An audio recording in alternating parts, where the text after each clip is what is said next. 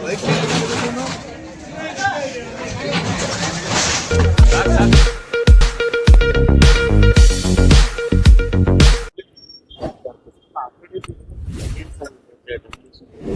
ನಮ್ಮ ಪಾಲಿಕೆದು ಒಂದು 53 ಶಾಪ್ಸ್ ಇದೆ.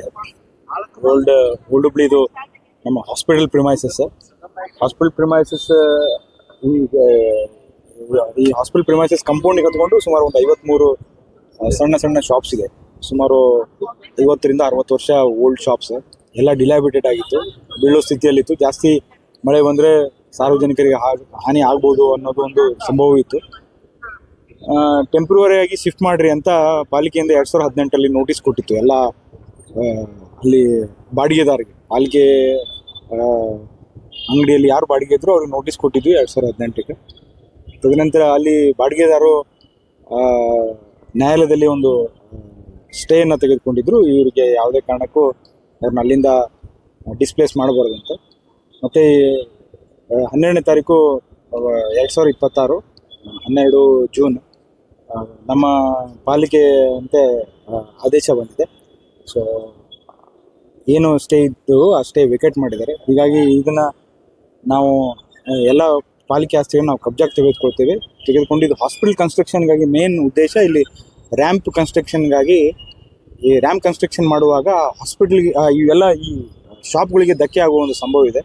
ಸೊ ಎಲ್ಲ PWD ಇಂಜಿನಿಯರ್ಸ್ ಇದ್ದಾರೆ, ನಾಳೆನೋ ವರ್ಕ್ ಸ್ಟಾರ್ಟ್ ಮಾಡ್ತಾರೆ. ಸೊ ಅವ್ರಿಗೆ ನಮ್ಮ ಉದ್ದೇಶ, ಪಾಲಿಕೆ ಉದ್ದೇಶ ಅವ್ರಿಗೆ ಡಿಸ್ಪ್ಲೇಸ್ ಮಾಡ್ಬೇಕು ಅನ್ನೋದಿಲ್ಲ. ಬಟ್ ಓಲ್ಡ್ ಹುಬ್ಳಿ ಹಾಸ್ಪಿಟಲ್ ಇಲ್ಲಿ ರ್ಯಾಂಪ್ ಮಾಡ್ಬೇಕಂತ 2018 ಇಂಟಿಮೇಷನ್ ಈಗಾಗಲೇ ಕೊಟ್ಟಿದ್ದೀವಿ ಅವರಿಗೆ ವೆಕೇಟ್ ಮಾಡ್ರಿ ಅಂತ. ಮತ್ತು ಇದು ಆಲ್ರೆಡಿ ನಮಗೆ ಸ್ಟೆಬಿಲಿಟಿ ಸರ್ಟಿಫಿಕೇಟ್ ಇದೆ. ಏನು PWD ಸ್ಟೆಬಿಲಿಟಿ ಸರ್ಟಿಫಿಕೇಟ್ ಕೊಟ್ಟರೆ ಈ ಶಾಪ್ಸ್ ಯಾವುದೇ ಟೈಮಲ್ಲಿ ಬೀಳ್ಬೋದು. ಇಲ್ಲಿ ಎಲೆಕ್ಟ್ರಿಕ್ ವ್ಯವಸ್ಥೆನೂ ಏನೋ ಸಮಸ್ಯೆ ಆಗ್ಬೋದು, ಮಳೆ ಬಂದಾಗ ಅನಾಹುತ ಆಗ್ಬೋದು ಅಂತಂದು. ಬಟ್ ನ್ಯಾಯಾಲಯದಲ್ಲಿ ಇದು ಪ್ರಕರಣ ಇರೋದ್ರಿಂದ ನಾವು ಕೂಡ ನ್ಯಾಯಾಲಯದಲ್ಲಿ ಫೈಟ್ ಮಾಡಿದ್ವಿ. ಈಗ ಅವರು ಏನೋ ಸ್ಟೇ ಇತ್ತು, ಆ ಸ್ಟೇ ವೆಕೇಟ್ ಆಗಿದೆ. ಇದನ್ನು ನಾವು ಪಾಲಿಕೆ ಕಬ್ಜಾಗೆ ತೆಗೆದುಕೊಂಡು PWD ಅವ್ರಿಗೆ ಹ್ಯಾಂಡ್ ಓವರ್ ಮಾಡ್ತೀವಿ. ಸೊ ಇಲ್ಲಿ ಈ ಹಾಸ್ಪಿಟಲ್ ರ್ಯಾಂಪ್ ಕನ್ಸ್ಟ್ರಕ್ಷನ್ಗಾಗಿ ಅದು ಅನುಕೂಲ ಆಗ್ತೈತೆ. ಸುಮಾರು 53 ಶಾಪ್ಸ್ ಇದೆ. ಆ ಶಾಪ್ಸು ಡಿಲಾಬಿಟೆಡು ಮತ್ತು ಬೀಳೋ ಸ್ಥಿತಿಯಲ್ಲಿದೆ ಒಂದು. ಮತ್ತು ಎರಡನೇದವು ಏನಾದರೂ ಈಗ ರ್ಯಾಂಪ್ ಕನ್ಸ್ಟ್ರಕ್ಷನ್ ಮಾಡುವಾಗ ಅವ್ರಿಗೆ ಏನಾದರೂ ಅನಾಹುತ ಆದರೆ ಅಲ್ಲಿ ಸಾರ್ವಜನಿಕ ತೊಂದರೆ ಆಗೋ ಚಾನ್ಸಸ್ ಇದೆ. ಸೊ 53ರಿಗೂ ಬೇರೆ ಕಡೆ ನಾವು ಪಾಲಿಕೆ ಸಾಮಾನ್ಯ ಸಭೆಯಲ್ಲಿ ಚರ್ಚೆ ಮಾಡಿ ಮತ್ತು ಇವ್ರಿಗೆ 53 ಮಂದಿಗೂ ಬೇರೆ ಎಲ್ಲರೂ ರಿಹ್ಯಾಬಿಲಿಟ್ ಮಾಡುವಂಥ ಒಂದು ಪ್ರಯತ್ನ ಮಾಡ್ತೀವಿ.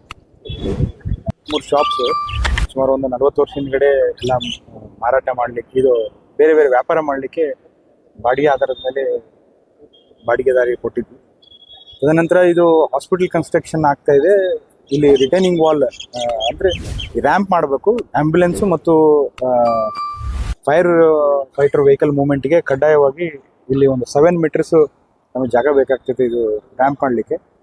ಸೊ ಆ ಒಂದು ಉದ್ದೇಶಕ್ಕೋಸ್ಕರ 2018 ಪಾಲಿಕೆಯಿಂದ ಎಲ್ಲ 53 ವ್ಯಾಪಾರಸ್ಥರಿಗೆ ಯಾರು ಬಾಡಿಗೆ ರೂಪದಲ್ಲಿದ್ದು ಅವ್ರಿಗೆ ನೋಟಿಸ್ ಕೊಟ್ಟಿದ್ವಿ.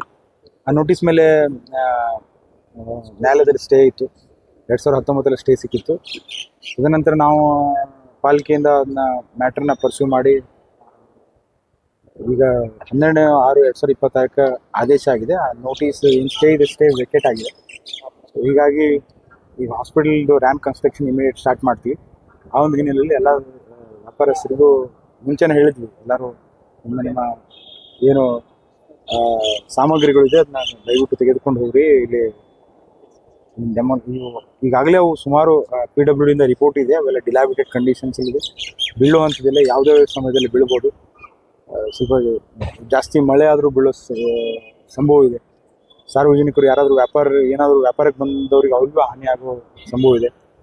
ಎಲೆಕ್ಟ್ರಿಕಲ್ ಈ ಬಿಲ್ಡಿಂಗಿಗೆ ನಾವು ಸರಿಯಾದ ಎಲೆಕ್ಟ್ರಿಸಿಟಿನೂ ಕೊಡೋಕ್ಕಾಗಲ್ಲ, ಯಾಕಂದರೆ ಡಿಲಾಬಿಟೆಡ್ ಕಂಡೀಷನ್ ಇದೆ. ಶಾರ್ಟ್ ಸರ್ಕ್ಯೂಟ್ ಆಗೋ ಚಾನ್ಸಸ್ ಇದೆ. ಆ ಒಂದು ಹಿನ್ನೆಲೆಯಲ್ಲಿ ಅವ್ರಿಗೆ ಭಾಳಷ್ಟು ಮನವಿನೂ ಮಾಡಿದ್ವಿ. ಈಗ ನ್ಯಾಯಾಲಯದಲ್ಲಿ ಪಾಲಿಕೆ ಪರವಾಗಿ ಆದೇಶ ಆಗಿದೆ. ಹೀಗಾಗಿ ನಾವು ಅದನ್ನು ಎಲ್ಲ ವೆಕೇಟ್ ಮಾಡಿದ್ವಿ. ಇಲ್ಲ, ಅವರು ನಾವು ವ್ಯಾಪಾರ ಮಾಡ್ತೀವಿ, ಇನ್ನೂ ಸ್ವಲ್ಪ ಕಾಲಾವಕಾಶ ಕೊಡ್ರಿ. ಸ್ವಾಭಾವಿಕ, ಕಳೆದ 1 ವರ್ಷದಿಂದ ನಾವು ಅವರಿಗೆ ಮನವರಿಕೆ ಮಾಡ್ತಾ ಇದ್ದೀವಿ ವ್ಯಾಪಾರಸ್ಥರಿಗೆ. ಅವ್ರಿಗೂ ವ್ಯಾಪಾರ ಮಾಡಲಿಕ್ಕೆ ನಮ್ಗೆ ತೊಂದರೆ ಆಗುತ್ತೆ, ನಮ್ಗೆ ಏನಾದರೂ ಒಂದು ಅನುಕೂಲ ಮಾಡಿಕೊಡ್ರಿ ಅಂತ ಹೇಳಿದ್ರೆ ನಮ್ಮ ಸಾಮಾನ್ಯ ಸಭೆಯಲ್ಲಿ ಸಬ್ಜೆಕ್ಟ್ ಇಟ್ಟು ಎಲ್ಲ 53 ಜನರಿಗೆ ವ್ಯಾಪಾರ ಮಾಡಲಿಕ್ಕೆ ಅನುಕೂಲ ಮಾಡಿಕೊಡುವಂಥದ್ದು ಸಾಮಾನ್ಯ ನಮ್ಮ ಪಾಲಿಕೆ ಎಲ್ಲ ಸದಸ್ಯರ ಒಂದು ಸಹಮತದ ಮೇರೆಗೆ ಅವ್ರಿಗೆ ಒಂದು ಅವಕಾಶ ಮಾಡಿಕೊಡ್ತೀವಿ. ಈಗ ಮತ್ತೆ ಫುಟ್ಪಾತ್ ಅತಿಕ್ರಮಣದ ಬಗ್ಗೆ ಮತ್ತು ವಾರ ವಾರ ವಾರ ವಾರ ಮಾಡ್ತಾ ಇದ್ವಿ. ನಿನ್ನೆನೂ ಫುಟ್ಪಾತ್ ಅತಿಕ್ರಮಣವನ್ನು ನಾವು ತೆರವುಗೊಳಿಸಿದ್ವಿ. ಸೊ ನೆಕ್ಸ್ಟ್ ಒಂದು 4 to 6 months ಕಂಟಿನ್ಯೂಸ್ ಡೈಲಿ ಮಾಡ್ತಾ ಇದ್ವಿ. ಅಂದರೆ ನಾವು ಫುಟ್ಪಾತ್ ಒಂದ್ಸರಿ ಒಂದು ಕಡೆ ತೆರವು ಮಾಡ್ತೀವಿ, ಮತ್ತೆ ಬಂದು ಇಟ್ಕೊಳ್ಳೋ ಈ ಥರ ದೂರ ಬರ್ತಾ ಇದೆ. ಅದಕ್ಕೋಸ್ಕರ ಪ್ರತಿ ವಾರ ನಾವು ಫುಟ್ಪಾತ್ನ ತೆರವು ಮಾಡ್ತಾ ಇದ್ದೀವಿ. ಸರ್, ಫುಟ್ಪಾತ್ ತೆರವು ಮಾಡಿದ್ರು ಕೂಡ ಮತ್ತು ಅಧಿಕಾರಿಗಳು ಸಿಬ್ಬಂದಿ ಹೋದ್ಮೇಲೆ ಮತ್ತು ಇಡ್ತಾರೆ ಸರ್. ಸೊ ಅದನ್ನ ನಾವು ಫ್ರೀಕ್ವೆಂಟ್ ಆಗಿ ಮಾಡ್ಬೇಕು. ಪ್ರತಿ ವಾರ ಮಾಡಿದ್ರೆ ನಾವು ಪ್ರತಿ ವಾರ ಬರ್ತಾರೆ, ಇವರು ತೆಗಿತಾರೆ, ಅದನ್ನ ತೆಗಿಲೇಬೇಕು. ಕೆಲವೊಬ್ರು ಬಡವರು ಇರ್ತಾರೆ, ರಿಕ್ವೆಸ್ಟ್ ಮಾಡಿರ್ತಾರ, ಆ ಒಂದು ಹಿನ್ನೆಲೆಯಲ್ಲಿ ಮಾನವ ದೃಷ್ಟಿಯಿಂದ ಬಿಟ್ಟಿರ್ತೀವಿ.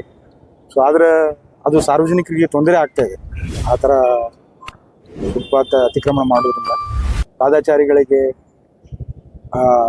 ಓಡಾಡ್ಲಿಕ್ಕೆ ಆಗ್ತಾ ಇಲ್ಲ. 2 wheelers 4 wheelers ಅಲ್ಲಿ ಪಾರ್ಕಿಂಗ್ ಸಮಸ್ಯೆ ಆಗ್ತದೆ. ಈ ಒಂದು ಹಿನ್ನೆಲೆಯಲ್ಲಿ ಪಾಲಿಕೆಯಿಂದ ನಾವು ಕ್ರಮವನ್ನು ತೆಗೆದುಕೊಂಡಿದ್ದೇವೆ.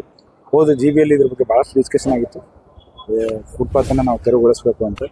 ಆ ಒಂದು ಹಿನ್ನೆಲೆಯಲ್ಲಿ ಲಾಸ್ಟ್ GB ಈ ಕಳೆದ ಒಂದು 20 ದಿವಸದಲ್ಲಿ 2 ಕಾರ್ಯಾಚರಣೆಯನ್ನು ಮಾಡಿದ್ದೇವೆ. ಪ್ರತಿ ವಾರನೂ ಇದು ಮಾಡ್ತೀವಿ. ಇಂಥ ಕಾರ್ಯಕ್ಕೆ ಸರ್ ಸಾರ್ವಜನಿಕರಲ್ಲಿ ಒಂದು ಪ್ರಶಂಸೆ ವ್ಯಕ್ತಪಡಿಸಿದ್ದಾರೆ ಸರ್. ಹೌದು, ಈ ಮಹಾನಗರ ಪಾಲಿಕೆ ಅಧಿಕಾರಿಗಳು.